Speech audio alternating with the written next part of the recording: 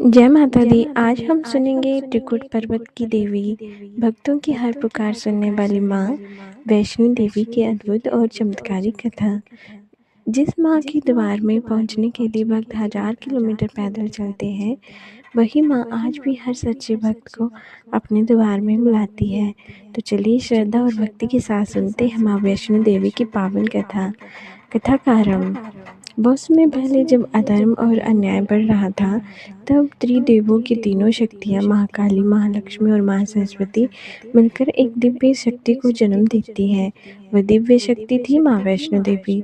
उन्होंने ये व्रत लिया था कि जब तक संसार में अधर्म न मिट जाए, वह पृथ्वी में रहकर धर्म की रक्षा करेंगी। माँ का जन्म और रूप। कथा के अनुसार माँ वैष्णो देवी का जन्म रत्नाकर सागर नामक वक्त के घर हुआ था। बचपन से ही वे विलक्षण थी। दिन भर ईश्वर का ध्यान करती थी, गरीबों की सहायता करती थी और कभी किसी का बुरा नहीं करती।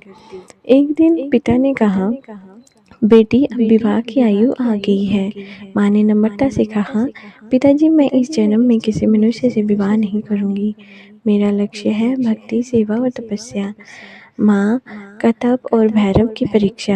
माँ ने जंगलों में जाकर त्रिकुट पर्वत की गुफा पर तपस्या आरंभ की। उनका तेज इतना दिव्य था कि वहाँ के ऋषि मुनि भी प्रभावित हुए। पर एक दिन गोरखनाथ जी के शिष्य भैरवनाथ ने माँ को देखा। वह माँ की शक्ति को परखना चाहता था, पर उसकी नीयत गलत हो गई।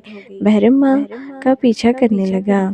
माँ ने उसे समझाया, भैरव स्त्री का अपमान मत करो, लौट जाओ। पर भैरव नहीं माना। माँ गुफा से गुफा तक गई और अंत में भैरव घाटी तक पहुंची। वहां उन्होंने महाकाली रूप धारण किया और भैरव का सिर अपने त्रिशूल से अलग गया। भैरव को मोक्ष। भैरव का सिर एक पर्वत पर जा गिरा। मस्तिष्क में उसने माँ से कहा, मुझे क्षमा करो माँ, मैं आपकी शक्ति की परीक्षा लेना चाहता था। माँ ने कहा, भैरव तू पापी नहीं परंतु अज्ञान में था। तेरा मोक्ष होगा और जो भक्त मेरे दर्शन करे उनकी यात्रा तभी पूर्ण मानी जाएगी जब वे भैरव बाबा के दर्शन करेंगे।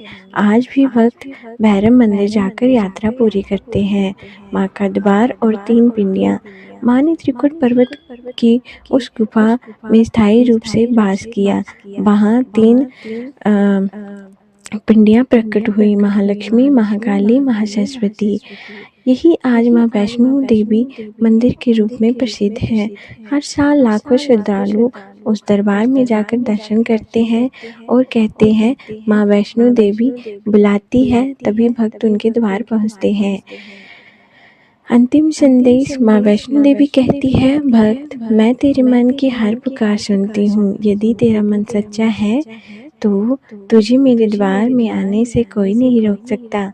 जो माँ को सच्चे मन से याद करता है, माँ उसकी हर मनोकामना पूरी करती है, चाहे वो धन हो, संतान हो या सुख समृद्धि हो।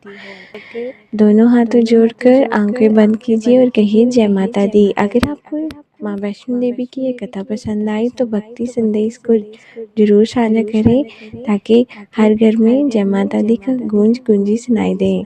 जय माता दी।